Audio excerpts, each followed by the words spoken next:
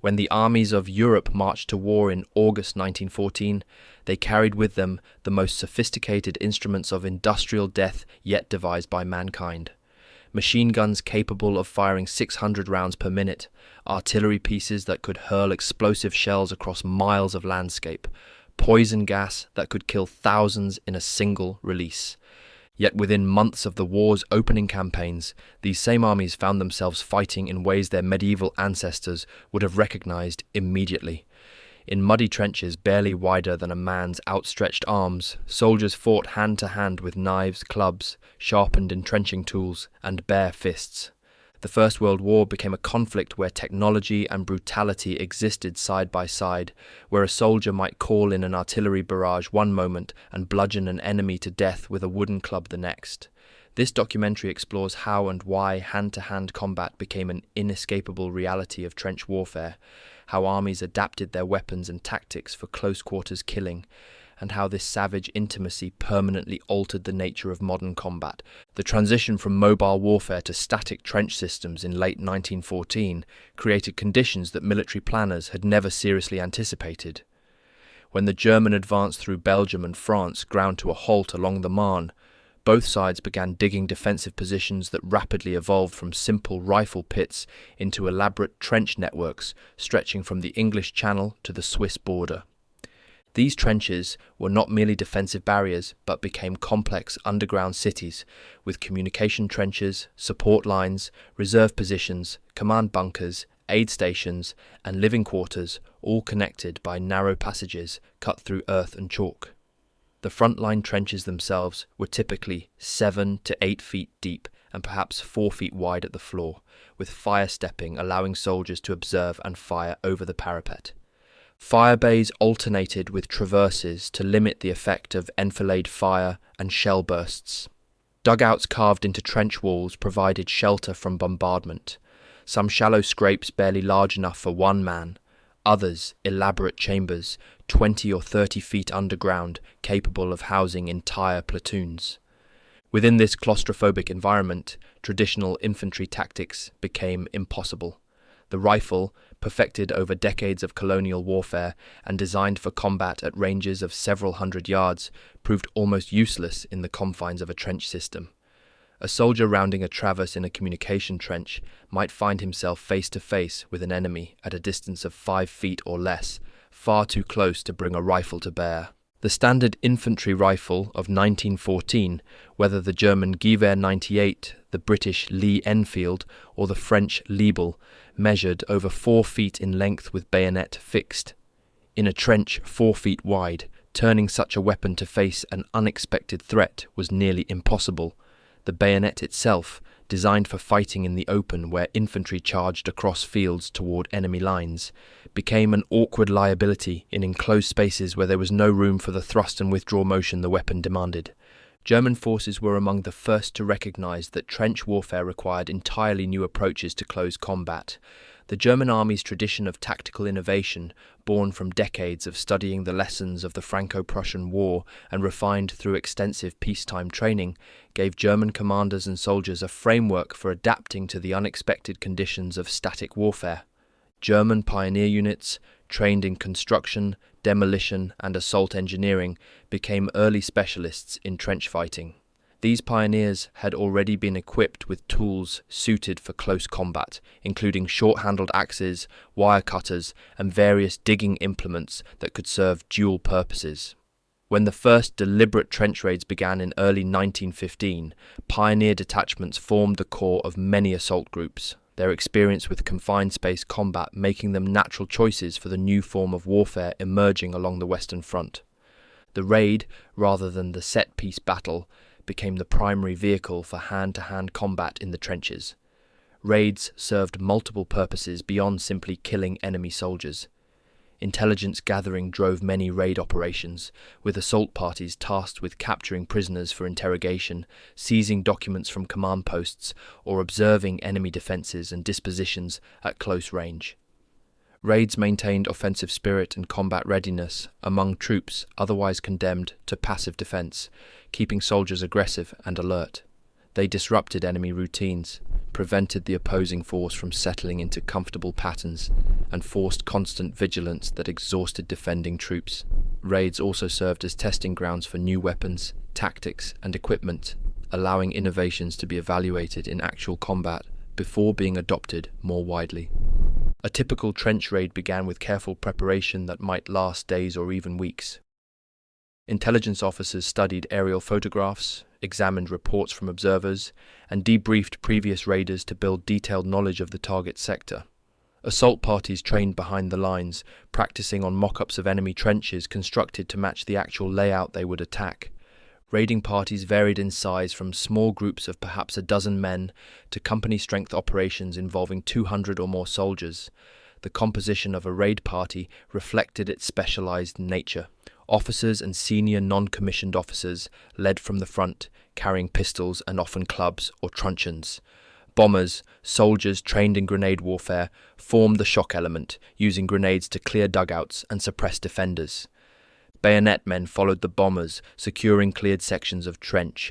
Rifle-armed soldiers provided covering fire from captured positions. Signallers maintained communication with supporting artillery and headquarters. Wiremen carried equipment to cut through enemy wire obstacles. Stretcher-bearers accompanied the assault to evacuate wounded. Interpreters came along to question captured prisoners on the spot before they could be evacuated. The assault itself typically occurred at night or in the pre-dawn darkness, when visibility favored the attackers. Artillery preparation might soften the target, cutting wire and destroying surface structures, or raids might proceed entirely without supporting fire to achieve surprise. Raiding parties crossed no man's land in silence, blackened faces and darkened equipment rendering them nearly invisible. Some raiders wore soft shoes or wrapped their boots in cloth to muffle footsteps. Others moved barefoot through the mud, trading protection for stealth. The approach to enemy wire required patience and nerve. Wire obstacles, sometimes 50 yards deep and reinforced with multiple belts of concertina and knife rest barriers, channeled attackers toward predetermined points where machine guns could enfilade the approaches. Wire-cutting teams worked in advance of the assault, using specialized cutters to create lanes through the obstacles. The metallic snip of wire being cut carried far in the night silence, and alert sentries could detect raiders at this stage, triggering flares that illuminated no man's land and brought defensive fire crashing down on exposed assault parties. Once through the wire, raiders moved into the enemy trench system with explosive violence. The first men over the parapet dropped into the trench with clubs and knives ready, striking at sentries before they could raise an alarm. Grenades followed immediately, thrown into dugouts and down communication trenches to drive defenders back and create chaos. The distinctive crump of exploding grenades signaled the main assault party to follow, and within seconds, a relatively quiet approach transformed into savage close-quarters combat in the narrow confines of the enemy position. These opening moments determined the raid's success or failure. If defenders were caught by surprise, raiders could penetrate deep into the trench system before organized resistance developed. If the alarm was raised too soon, defending troops emerged from dugouts and reserve positions to engage the attackers in the labyrinth of trenches, traverses, and communication ways that constituted the frontline system. Fighting in these conditions bore no resemblance to the warfare armies had trained for during peacetime. The confines of the trenches eliminated maneuver, reduced visibility to a few feet at best, and created an environment where instinct and aggression mattered more than training and discipline. A soldier entering an occupied dugout faced enemies in near-total darkness, the only light coming from guttering candles or weak electric bulbs. The dugout entrance, typically a steep stairway or ladder descending into the earth, became a killing ground where raiders threw grenades ahead of them or fired pistols blindly into the darkness below.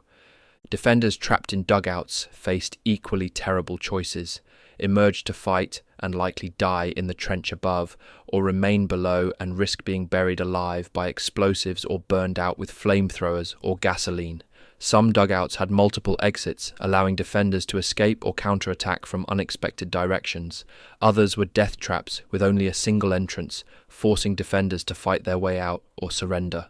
The weapons soldiers carried for this fighting evolved rapidly as experience revealed what worked and what failed in actual combat. The standard infantryman's rifle, cumbersome and slow to reload in confined spaces, was often left behind or slung across the back. Many soldiers preferred short weapons that could be wielded quickly in the narrow trenches.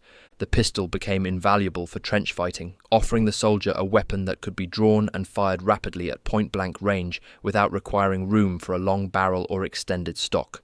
German officers and NCOS carried the Luger P-08, an elegant semi-automatic pistol chambered in 9mm that held 8 rounds in its magazine.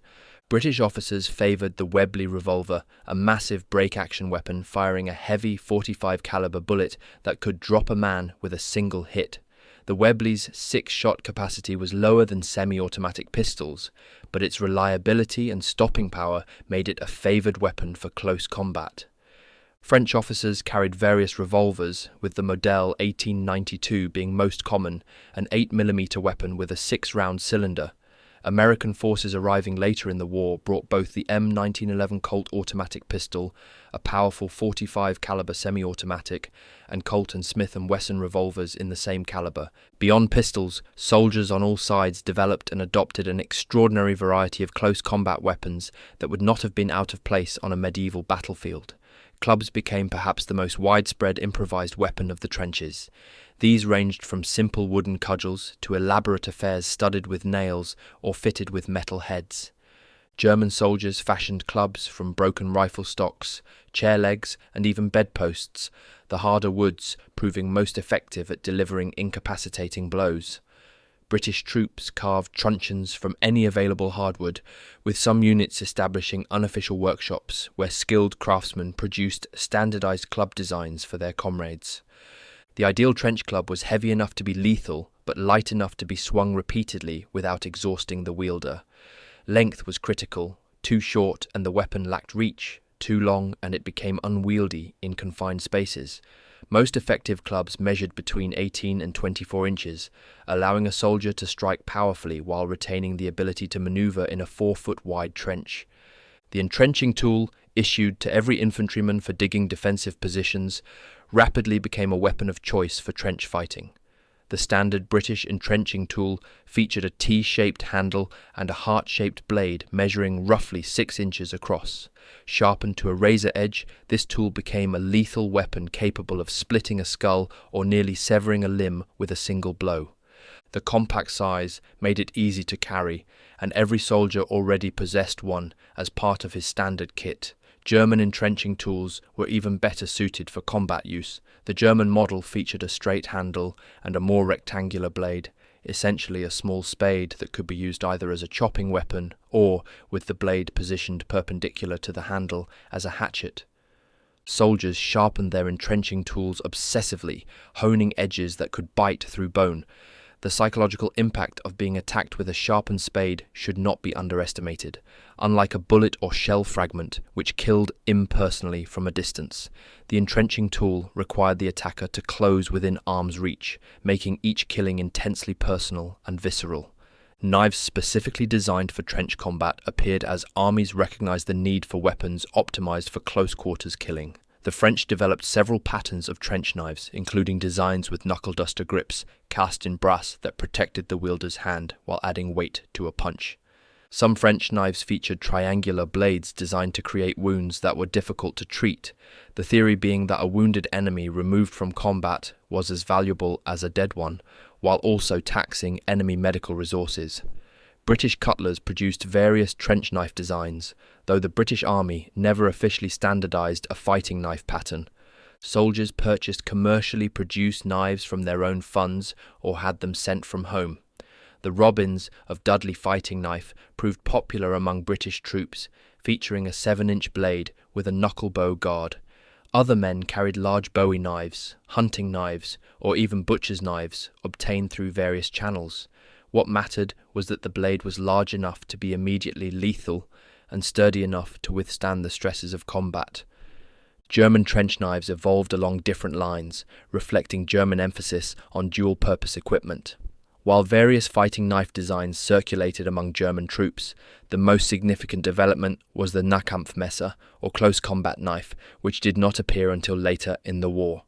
Earlier German knife designs were often improvised or privately purchased. The German pioneer units, being the first to regularly engage in trench raids, adapted their existing equipment for combat use. Pioneer sawback bayonets, originally designed for sawing through obstacles and timber, became feared weapons.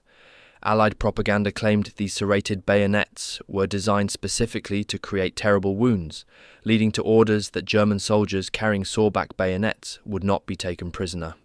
This was largely propaganda, as the sawback feature was genuinely intended for field engineering tasks, but the threat was real enough that many German pioneers removed the sawback teeth from their bayonets to avoid being shot if captured. The bayonet itself, despite being the iconic symbol of infantry combat, proved poorly suited for actual trench fighting. In open combat, the bayonet offered reach and the psychological impact of a charging line of steel points. In the trenches, that same reach became a liability. A soldier with fixed bayonet could not quickly navigate a corner or reverse direction in a narrow trench. The bayonet had to be thrust straight forward with considerable force, requiring space to draw back the weapon and room to follow through with the body's weight behind the thrust. These conditions rarely existed in the trenches. Furthermore, a bayonet thrust that missed its target, or glanced off equipment or bone, left the attacker momentarily vulnerable, his weapon extended and his body exposed. Bayonets did see use in trench combat, particularly when assaulting across open sections of trench where defenders could be engaged at slightly greater distance, but most veterans learned to rely on quicker, more versatile weapons for the close-in work. Grenades played a crucial role in trench combat, serving both as weapons in their own right and as tactical tools that enabled hand-to-hand fighting. The hand grenade had existed in various forms for centuries, but had fallen out of use as armies adopted modern firearms. The trenches brought grenades back with a vengeance. Early grenades were crude affairs, often improvised from jam tins packed with explosives and fitted with simple fuses. These devices were dangerous to both thrower and target, with short fuses that detonated prematurely and unreliable igniters that sometimes failed to function at all. As the war progressed, all combatants developed more sophisticated grenades specifically designed for trench warfare. The British Mills bomb became perhaps the most recognizable grenade of the war. Shaped like a small pineapple with a segmented cast-iron body, the Mills bomb weighed approximately 1.5 pounds and contained high explosive triggered by a lever-operated striker mechanism. The soldier held the grenade with the safety lever pressed against the body, pulled the pin, then threw the grenade. Once released, the lever flew off, allowing the striker to ignite a 4-second fuse. The Mills bomb could be thrown roughly 30 yards by an average soldier, giving the thrower time to take cover before detonation. The cast-iron body fragmented upon explosion, sending shrapnel in all directions. This made the Mills bomb effective in open trenches, but dangerous in confined spaces where fragments could ricochet back toward friendly troops. German stick grenades, popularly known as potato mashers due to their distinctive appearance, took a different approach to the same problem. The German steel hand granate featured a small explosive charge housed in a metal canister attached to a wooden handle roughly 16 inches long. The handle contained the friction igniter, activated by pulling a cord that ran through the hollow handle to the base of the canister. The stick design allowed German grenadiers to throw their weapons farther than spherical grenades, achieving ranges of 40 yards or more with a good throw. The blast effect was more pronounced than fragmentation, making stick grenades particularly effective for clearing dugouts where the explosive force in a confined space was devastating. German raiders often carried multiple stick grenades tucked into their belts and equipment, creating a distinctive silhouette that made veteran grenadiers immediately recognizable. French grenades evolved through numerous patterns as French forces sought an effective weapon for trench warfare. Early French grenades included the pétard raquette, an ungainly device consisting of an explosive charge mounted on a wooden paddle that soldiers threw end over end. These proved ineffective and dangerous. The F1 grenade, adopted in 1915, became the standard French fragmentation grenade for the remainder of the war. Similar in concept to the Mills bomb, the F1 featured a pineapple segmented body and a time delay fuse. The French also developed rifle grenades extensively, using specially designed grenades that could be launched from a cup discharger mounted on a rifle, extending the effective range of grenade attacks to over 100 yards. American forces initially relied on French and British grenades, receiving Mills bombs and F1 grenades from their allies. As American production ramped up, US forces developed their own grenades, including the Mk1 fragmentation grenade based on the French F1 design and various offensive grenades designed to produce blast rather than fragmentation. The distinction between defensive and offensive grenades became important as tactics evolved. Defensive grenades, like the Mills bomb and F1, produced lethal fragmentation over a wide area, forcing the thrower to take cover behind solid protection. Offensive grenades, designed for use by attacking troops advancing across open ground, emphasized blast effect over fragmentation, allowing soldiers to throw them and immediately assault through the affected area without being struck by their own shrapnel. The tactical use of grenades in trench raids followed established patterns that emerged from hard experience. Grenadiers, soldiers specially trained in the use of explosives, formed the assault element of raiding parties. These men carried as many grenades as they could manage, often 6 or more, along with minimal other equipment. Upon entering enemy trenches, grenadiers worked methodically down the trench system, throwing grenades into dugouts, around traverses, and down communication trenches before the main assault party advanced. The explosion of grenades had multiple effects beyond causing casualties. The blast in a confined space was disorienting, temporarily deafening defenders and filling trenches with dust and smoke that reduced visibility. The shock of repeated explosions degraded the defenders' ability to organize resistance. Psychologically, the continuous crump of detonating grenades announced that an assault was underway, often spreading panic among troops still in dugouts or further back in the trench system. Following the grenadiers came the actual assault troops, who engaged any defenders who survived the initial bombing. This phase of the raid involved the most intense hand-to-hand fighting. Soldiers worked in pairs or small teams, one providing cover while another advanced, then reversing roles. Teams moved through the captured trenches methodically, clearing each section before proceeding. Dugout entrances received special attention. Standard procedure called for throwing at least one grenade into each dugout, waiting for the explosion, then calling for surrender. If no response came, or if defenders emerged fighting, close combat ensued. The soldier descending into a dugout faced enemies in cramped darkness, fighting up close with whatever weapons came to hand. The return of body armor to European battlefields after more than 2 centuries represented one of the most striking developments driven by the brutal realities of trench warfare. Armies had abandoned armor in the late 17th century as firearms made metal protection obsolete. The power of musket balls to penetrate even the heaviest armor, combined with the weight and expense of armor that could resist gunfire, convinced military establishments across Europe that the age of the armored soldier had ended. For 200 years, European infantrymen went into battle wearing only cloth uniforms that provided no protection against bullets or shrapnel. The emergence of trench warfare changed this calculus. The unique conditions of the Western Front meant that soldiers were exposed to certain types of threats far more frequently than others, and some of those threats could be mitigated by armor that would have been useless on a traditional battlefield. German forces led the development of practical body armor for trench warfare. The German military-industrial complex, already producing steel helmets, expanded production to include various types of body armor designed specifically for soldiers fighting in the trenches. The most common type was the Sappenpanzer, or sap armor, a heavy breastplate designed to protect soldiers engaged in mining, sapping, and forward trench construction work. The Sappenpanzer consisted of overlapping steel plates that covered the chest, shoulders, and sometimes the abdomen. The armor weighed approximately 20 pounds, far too heavy for mobile infantry combat but acceptable for soldiers working in relatively static positions. Sap armor could stop pistol rounds at close range and offered significant protection against shrapnel and grenade fragments. Against rifle bullets at combat ranges, the armor was less effective, though it could deflect rounds that struck at oblique angles. German forces also developed specialized face protection for trench fighters and assault troops. The Stirnpanzer, or browplate, was a curved piece of steel attached to the front of the standard steel helmet, providing additional protection for the face and forehead. Some patterns covered only the forehead, while others extended down to protect the eyes and upper face, with vision slits cut into the metal.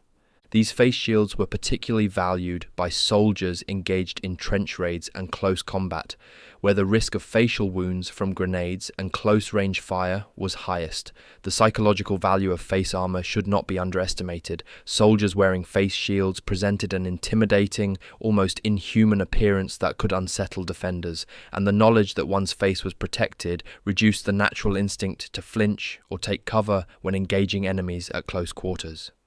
German assault troops and stormtroopers adopted armor extensively as specialized units trained specifically for trench warfare emerged.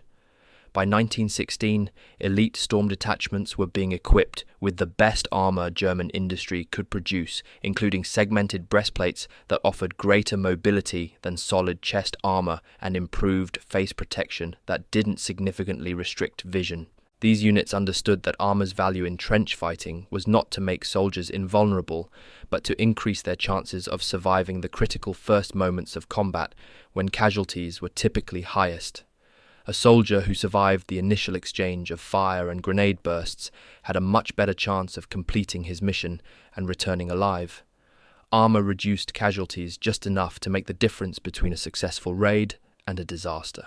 British forces were slower to adopt body armour, but eventually recognised its value for specific roles. British trench armour typically consisted of vests or jerkins made from overlapping steel plates or thick layers of silk designed to stop shrapnel and grenade fragments. Some patterns covered only the front of the torso, while others wrapped around to protect the back and sides. British armour was generally lighter than German equivalents, rarely exceeding 15 pounds, reflecting British emphasis on mobility. Sniper armour represented another British innovation. Snipers and observers working in forward positions were particularly vulnerable to counter-sniper fire. Heavy steel shields with vision slits provided these soldiers with protection while they observed enemy positions or engaged targets. These shields could weigh 50 pounds or more and were essentially miniature steel walls that could be propped up in firing positions. French armour development followed yet another path, with French designers experimenting with various combinations of metal plates, leather, and padded fabric. The French cuirasse d'année, one of several French armour designs, consisted of heavy steel plates that covered the chest and back, held in place by leather straps. Like German and British armour, French designs emphasized protection against shrapnel and pistol fire rather than rifle bullets. French soldiers engaged in trench raids and hand-to-hand combat could request armour, though availability was limited and many raids proceeded without armoured protection simply because none was available. The effectiveness of armour in trench combat should be understood in the proper context. No armour issued during the First World War could reliably stop rifle bullets at combat ranges. The steel required to produce armour capable of defeating a Mauser or Lee Enfield round would have been so heavy that soldiers could not have moved effectively while wearing it. What armour could do was protect against the most common causes of wounds in trench warfare: shrapnel from artillery and grenades, pistol rounds, glancing rifle bullets, and the various sharp instruments and debris that filled the trenches. For soldiers engaged in hand-to-hand combat, armour offered protection against knife thrusts and club strikes, and even if the armour itself was penetrated, it could reduce the severity of wounds.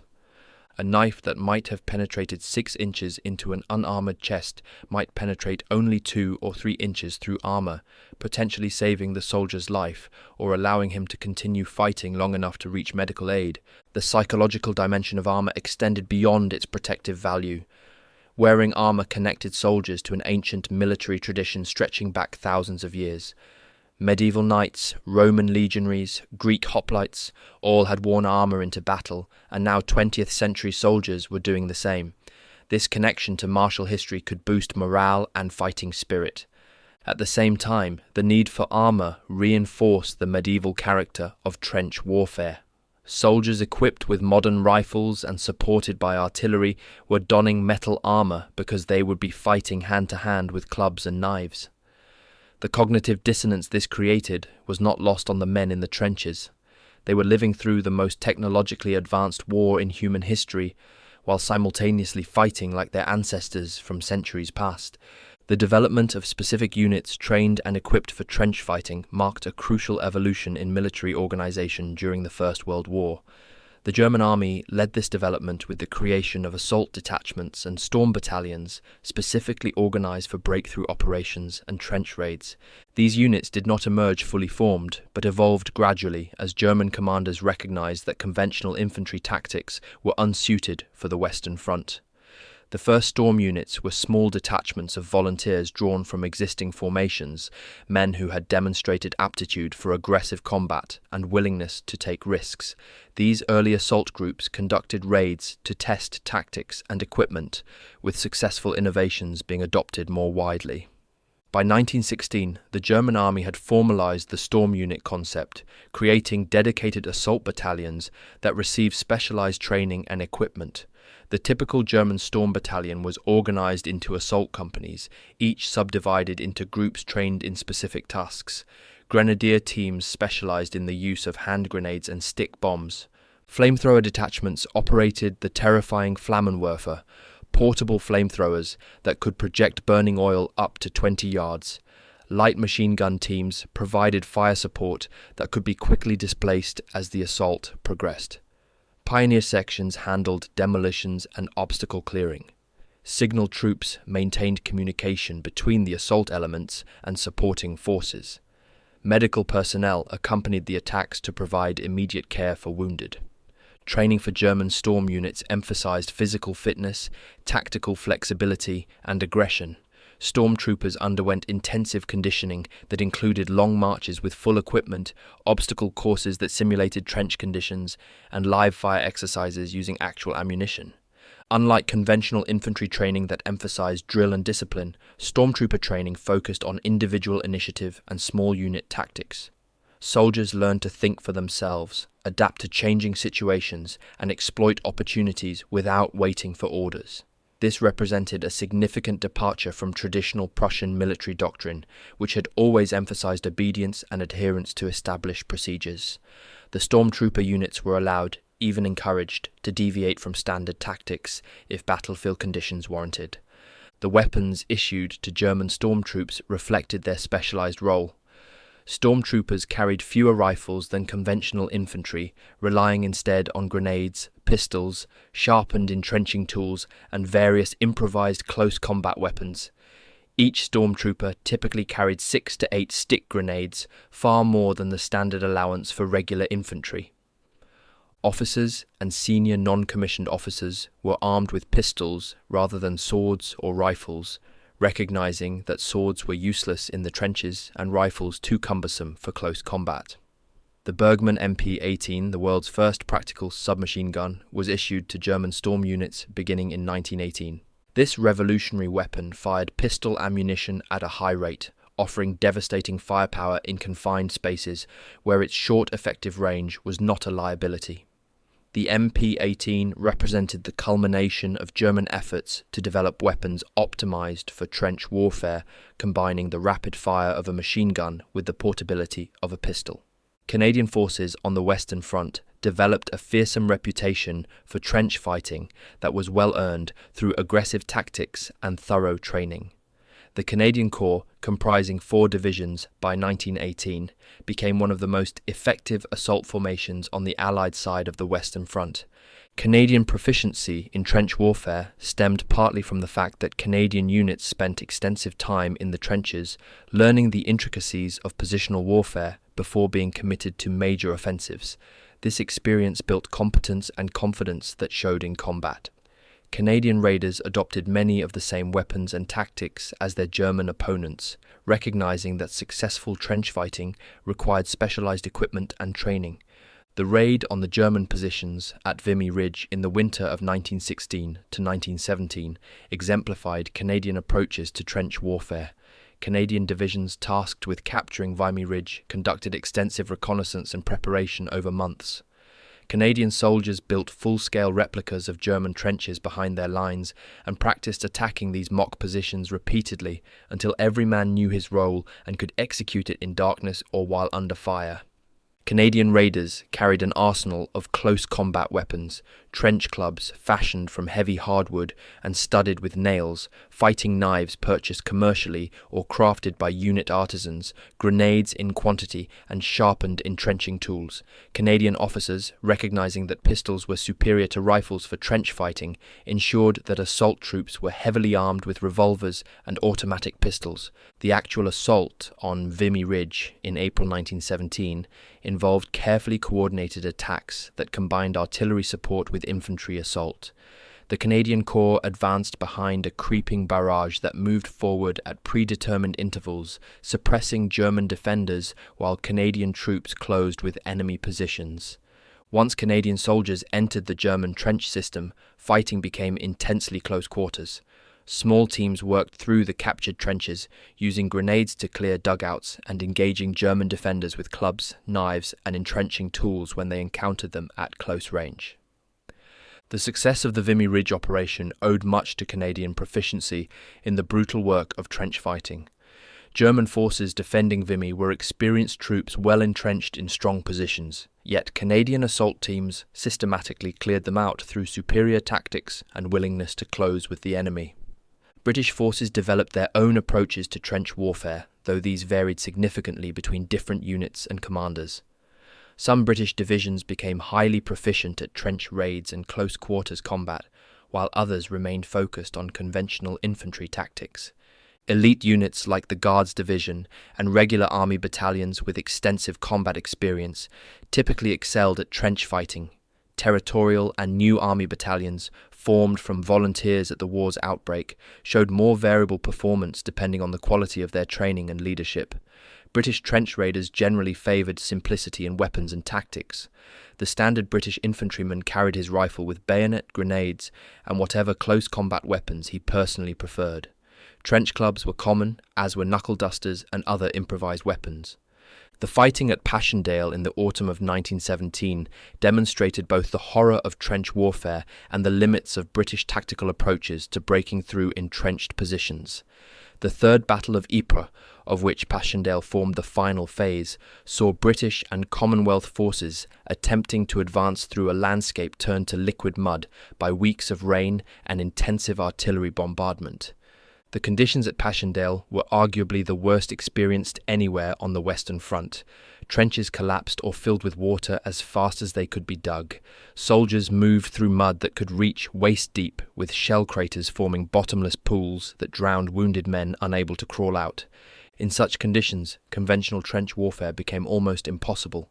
The few sections of trench that remained intact became focuses for savage close-quarters fighting as both sides struggled to hold any position that offered protection from the elements and enemy fire. Hand-to-hand combat at Passchendaele occurred not in organized trench systems, but in shell holes and ruined dugouts scattered across the battlefield. Small groups of soldiers from both sides fought desperately for control of these positions, knowing that being driven into the open meant almost certain death from machine gun fire or artillery. The fighting was savage and intimate. Men grappled hand-to-hand in mud-filled craters, used entrenching tools to kill opponents too close to shoot, and threw grenades at enemies only yards away. The mud itself became a weapon. Soldiers who lost their footing could be trampled or pushed face down into the mire to drown. Equipment became useless. Rifles clogged with mud and refused to fire. Grenades failed to detonate when their fuses became waterlogged. Men resorted to the most primitive weapons available: rocks, broken timbers, bare fists. The fighting at Passchendaele represented trench warfare at its absolute nadir, combat reduced to its most basic and brutal form. French forces brought their own traditions and tactics to trench warfare, informed by French military history and by the defensive mindset that emerged after the catastrophic losses of the war's first year. French infantry doctrine emphasized aggressive use of artillery and reliance on small unit tactics that gave junior officers and NCOs considerable autonomy. French trench raiders, often drawn from elite units like the chasseurs and colonial troops, were skilled practitioners of close combat. The French developed extensive training programs for trench fighting, with specialized schools teaching soldiers how to move through trenches, clear dugouts, use grenades effectively, and fight hand-to-hand with various weapons. French emphasis on the cult of the offensive, despite being tempered by heavy casualties, meant that French soldiers were generally willing to close with German defenders when circumstances required. The fighting at Verdun, the longest and one of the bloodiest battles of the entire war, saw intense close-quarters combat in circumstances that tested men's endurance to the absolute limit. German forces launched their offensive against the Verdun salient in February 1916, intending to bleed the French army white by attacking a position the French could not afford to abandon. The battle quickly devolved into a grinding struggle for individual fortifications, trenches, and strongpoints. Force, Vaux, and Douaumont became focal points for fighting that saw German and French troops locked in deadly struggle in the underground galleries and surface fortifications. The combat inside these forts was claustrophobic and terrifying. Narrow tunnels and casemates offered no room for maneuver. Attackers advanced through smoke and darkness, never certain what waited around the next corner. Defenders fought with the desperation of men who knew retreat meant abandoning comrades and position. Inside Fort Vaux, French garrison troops held out for days against repeated German assaults. German pioneers used flamethrowers to clear French positions, the burning oil turning concrete corridors into infernos. French defenders responded with grenades and gunfire, falling back from one defensive position to the next as Germans systematically cleared the fort. The fighting occurred at ranges measured in feet rather than yards. Men shot each other through gaps in barriers. Grenades bounced off walls and detonated in confined spaces, killing and wounding attackers and defenders alike. The French garrison eventually surrendered not because they were defeated in combat, but because they ran out of water and could no longer continue fighting. The German troops who accepted their surrender had fought through the same hell and recognized the courage of their opponents. The fighting at Verdun, both inside the forts and in the trenches surrounding them, exemplified the brutal intimacy of trench warfare. The Somme offensive of 1916 is remembered primarily for the catastrophic losses suffered by British forces on the first day of the battle, when nearly 60,000 British casualties resulted from attacks against well-prepared German positions. What is sometimes overlooked is that fighting on the Somme continued for months after that terrible first day, and much of it involved close-quarters combat in German trench systems. Once British troops penetrated German frontline trenches, fighting became a deadly struggle through interconnected trenches, dugouts, and fortified positions. German defenders, often recovering from initial artillery bombardment, fought with determination to hold their positions or counterattack to retake lost ground. British and Commonwealth troops found themselves engaged in exactly the sort of close combat their training had not adequately prepared them for. Villages on the Somme battlefield became particular focuses for hand-to-hand fighting. Mametz, Longueval, Pozières, and other villages had been transformed into fortified strongpoints by German engineers. Buildings were reinforced with concrete and steel. Cellars became machine gun positions. Streets were covered by interlocking fields of fire. Attacking these positions required infantry to close with defenders and clear buildings room by room, a task that involved grenade attacks, point-blank shooting, and hand-to-hand combat. The fighting for Pozières village, defended by the German 117th Division and attacked by Australian troops, lasted weeks. Australian soldiers stormed fortified houses, fought in ruined streets, and engaged German defenders in savage close combat. The village changed hands multiple times as German counterattacks temporarily recaptured lost positions before being driven out again by Australian assaults. The Battle of Arras in April 1917 saw British and Canadian forces attacking German positions on a front stretching for several miles. The initial assault achieved significant gains, with British troops penetrating deep into German defences. However, as at the Somme, initial success gave way to grinding attrition as German defences stiffened and counterattacks recaptured some lost ground. The fighting around Arras involved extensive hand-to-hand combat in captured trenches as British forces consolidated their gains and German troops attempted to dislodge them. Underground warfare added another dimension to the battle. British miners had excavated extensive tunnels beneath German positions, planting enormous mines that detonated immediately before the infantry assault. The explosions created huge craters that became contested ground, with both sides fighting to control the crater lips that offered observation and firing positions over the surrounding battlefield. By 1918, the nature of warfare on the Western Front had evolved significantly from the static trench warfare of previous years.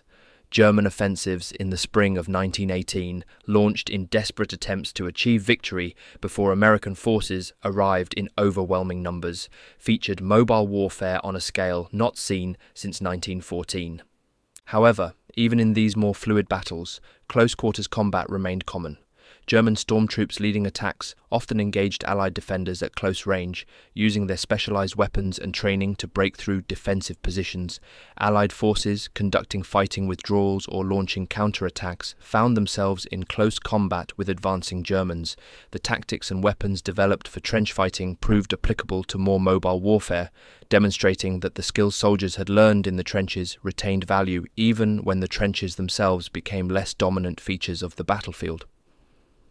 The 100 Days Offensive, the series of Allied attacks from August to November 1918 that finally broke German resistance, involved extensive close-quarters combat despite the more mobile nature of the fighting. Allied forces advancing into German-held territory encountered resistance from German rear guards, soldiers tasked with delaying Allied pursuit while German main forces withdrew to prepared positions. These rearguard actions often involved fighting in villages, at river crossings, and in improvised defensive positions where combat became close and personal. American forces arriving on the Western Front in 1918 learned the realities of trench warfare through bitter experience. American units thrown into combat in relatively quiet sectors initially suffered casualties from their inexperience with trench warfare. German raids taught American troops the necessity of constant vigilance. American soldiers quickly adopted the weapons and tactics that British, French, and German armies had developed over years of fighting. The psychological impact of hand-to-hand combat on soldiers cannot be overstated. Fighting at close quarters, where a man could see his opponent's face and watch him die, left psychological scars that many veterans carried for the rest of their lives. The intimacy of trench fighting violated normal human inhibitions against killing. Most soldiers found it far easier to fire a rifle at distant targets, where the enemy appeared as vague figures and the results of one's fire were uncertain, than to stab, club, or strangle another human being at arm's length. Military training attempted to overcome these inhibitions through desensitization and conditioning, but the psychological cost remained enormous. Soldiers who engaged in repeated close-quarters combat often developed emotional blunting, a detachment from normal human reactions that allowed them to function in combat but damaged their ability to relate to others in peacetime. Some soldiers found they could no longer feel fear or sympathy. Others experienced intrusive memories and nightmares long after the war ended. The preparation required for trench raids added to the psychological burden.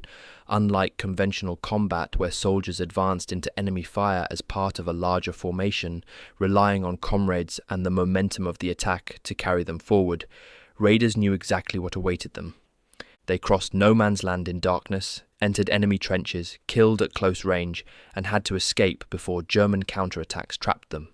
The knowledge that one would be engaging in close quarters, killing within hours or minutes, created anticipatory anxiety that affected even veteran soldiers. Some men vomited before raids from sheer nervous tension. Others became violently aggressive, using anger to override fear.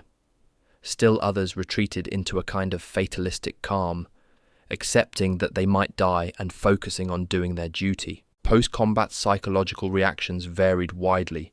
Some soldiers felt exhilaration after successful raids, the adrenaline high of survival and victory temporarily overwhelming other emotions. This could lead to dangerous overconfidence in subsequent operations as soldiers underestimated risks. Other men experienced profound emotional reactions hours or days after combat, when the immediate danger passed and they had time to process what they had done and witnessed. Guilt over killing, particularly when the killing was face-to-face, troubled many soldiers. Religious men struggled to reconcile their faith with acts of violence. The arbitrary nature of survival, where minor differences in positioning or timing determined who lived and died, could create survivors' guilt among men who watched comrades die while they emerged unscathed.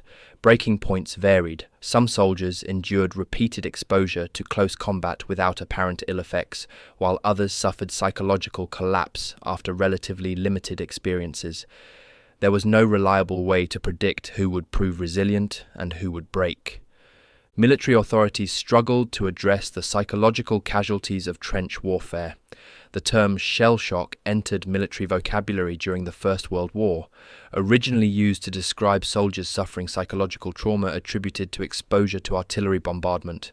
It became clear as the war progressed that psychological breakdown could result from various combat experiences, not just exposure to shelling. Hand-to-hand combat was particularly psychologically damaging. Medical officers treating shell-shocked soldiers noted that men who had killed at close quarters seemed to suffer more severe and persistent psychological symptoms than those whose combat experience involved only rifle fire and artillery. Some soldiers who had committed acts of particular brutality during trench raids later expressed horror at what they had done, unable to reconcile their combat actions with their peacetime values and self-image. Treatment options were limited and often ineffective. Rest behind the lines could help mild cases, allowing soldiers to recover their equilibrium before returning to duty. More severe cases required hospitalization and could end a soldier's military service. The training regimens developed to prepare soldiers for close-quarters combat attempted to reduce psychological casualties by desensitizing men to violence and building confidence through realistic practice. British training camps established bayonet courses where soldiers charged at dummies while instructors shouted encouragement and abuse, attempting to build aggressive mentality and overcome natural reluctance to kill. Dummies were sometimes made to resemble human targets, complete with painted faces, reinforcing that the object was to kill enemy soldiers rather than merely destroy abstract targets. Canadian and German training incorporated similar elements, with instructors emphasizing hatred of the enemy and the necessity of killing or being killed. French training stressed the warrior traditions of the French army, invoking historical victories and military honor to motivate soldiers. American training borrowed heavily from British and French methods, with American instructors sometimes literally imported from Allied armies to teach their combat-proven techniques. The effectiveness of this training in actually preparing soldiers for the psychological reality of hand-to-hand combat was limited. No amount of practice on dummies could truly prepare a man for the first time he killed another human being at arm's length. What training could provide was muscle memory, ensuring that soldiers' bodies performed the necessary motions even when their minds were paralyzed by fear or shock. Soldiers who had rehearsed trench-clearing techniques dozens of times could execute those movements instinctively when thrown into actual combat. This physical conditioning saved lives and increased combat effectiveness even if it did not eliminate psychological trauma. Training also built unit cohesion and confidence in comrades, providing psychological support that helped soldiers endure combat experiences. Knowing that trained, reliable soldiers were fighting alongside you reduced anxiety and increased willingness to close with the enemy. The long-term consequences of trench warfare's psychological toll extended far beyond the immediate post-war period. Veterans returning home carried psychological wounds that affected them and their families for decades. Some adapted successfully to civilian life, compartmentalizing their war experiences and moving forward. Others struggled with what would later be recognized as post-traumatic stress disorder, experiencing flashbacks, nightmares, emotional numbness, and difficulty maintaining relationships. Rates of suicide, alcoholism, and domestic violence were elevated among combat veterans compared to men who had not served.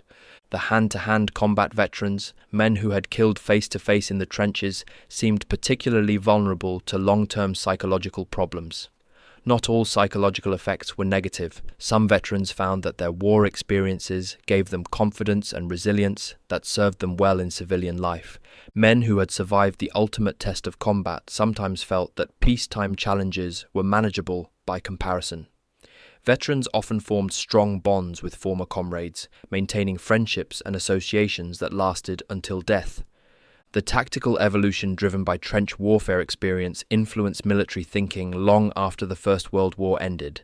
The close-quarters combat techniques developed in the trenches informed infantry training between the wars and during the Second World War. German stormtrooper tactics became the foundation for modern infantry assault methods, with small unit tactics, combined arms integration, an emphasis on speed and aggression, all tracing their lineage to the storm battalions of 1917 and 1918. The weapons developed for trench fighting evolved into more sophisticated forms. Submachine guns, traced directly to the MP-18, became standard infantry weapons by the Second World War. Hand grenades remained infantry staples, with improved designs building on lessons learned in the trenches. Close combat training incorporating knives, clubs, and hand-to-hand fighting became standard military instruction, informed by the brutal realities of trench warfare. The re-emergence of body armor in the First World War presaged its return in subsequent conflicts. While armor disappeared again after 1918, it returned during the Second World War with improved steel helmets and body armor for specific roles. By the late 20th century, body armor had become standard for infantry soldiers, with modern ballistic vests providing protection far superior to First World War designs, but serving the same fundamental purpose of protecting soldiers from fragments and low-velocity projectiles. The psychological understanding gained from treating shell-shocked soldiers informed military psychiatry in later wars. Recognition that combat-related psychological trauma was real and required treatment represented progress, even if treatment methods remained imperfect. The concept of combat stress and the expectation that even psychologically healthy soldiers had limits to their endurance became accepted, allowing military medical services to better support troops. The specific experience of trench hand-to-hand combat influenced special operations forces and commando units that emerged in the Second World War and beyond. British commando units, American Rangers, and similar forces trained extensively in close-quarters combat, recognizing that special operations often involved fighting in confined spaces similar to trenches.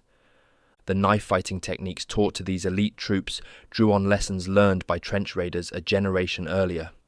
The psychological selection and training methods used to prepare special operations, soldiers acknowledged that close-quarters killing required specific mental attributes and preparation, lessons purchased at terrible cost in the trenches of the First World War. Urban warfare, which became increasingly common in the 20th century, shares many characteristics with trench fighting. Combat in cities involves fighting in confined spaces, around corners and through buildings, at close range, where rifles are less useful than pistols, grenades, and improvised weapons. The techniques developed for clearing trenches translated directly to clearing buildings. Military forces conducting urban operations in the Second World War, Korea, Vietnam, and subsequent conflicts all confronted tactical problems similar to those faced by trench raiders and often adopted similar solutions. The claustrophobic, intense nature of urban combat produces psychological stresses comparable to trench warfare, with soldiers fighting enemies they can see and hear, unable to maintain psychological distance. The legacy of trench hand-to-hand combat extends to contemporary military thinking about close-quarters battle. Modern armies recognize that technological superiority does not eliminate the possibility of close combat. Night vision equipment, advanced firearms, and communication systems provide enormous advantages, but soldiers in all eras have occasionally found themselves fighting hand-to-hand when circumstances demanded it. Military training continues to emphasize close-quarters combat skills, with hand-to-hand fighting, knife training, and room-clearing techniques all standard elements of infantry instruction. The psychological preparation required for close combat remains a training focus, with realistic force-on-force exercises designed to inoculate soldiers against the shock of actual combat. These modern approaches directly descend from innovations pioneered in the trenches of the Western Front. The First World War's trench warfare represented a unique historical moment when industrial warfare and pre-industrial combat methods collided. Armies equipped with machine guns, poison gas, and modern artillery found themselves forced by battlefield conditions to fight with weapons and methods their medieval ancestors would have recognized. This collision created tactical innovations, specialized units and equipment, and psychological trauma on a scale military establishments had not anticipated. The experience transformed infantry tactics, influenced weapon development, and provided painful lessons about the psychological costs of combat. Hand-to-hand fighting in the trenches was not an aberration or a temporary reversion to primitive warfare. It was the logical adaptation to battlefield conditions that negated many advantages of modern weapons, while creating circumstances where close combat became necessary and common. Understanding this aspect of First World War combat requires setting aside modern assumptions about how warfare should be fought and recognizing that soldiers in the trenches confronted tactical problems that had no precedent in military history. The combination of modern firepower creating stalemate and trench systems creating close-quarters fighting environments was unique to the Western Front. Soldiers and commanders adapted as best they could, developing specialized weapons, creating new tactical doctrines, and learning through terrible experience what worked and what failed in the confined brutality of trench warfare.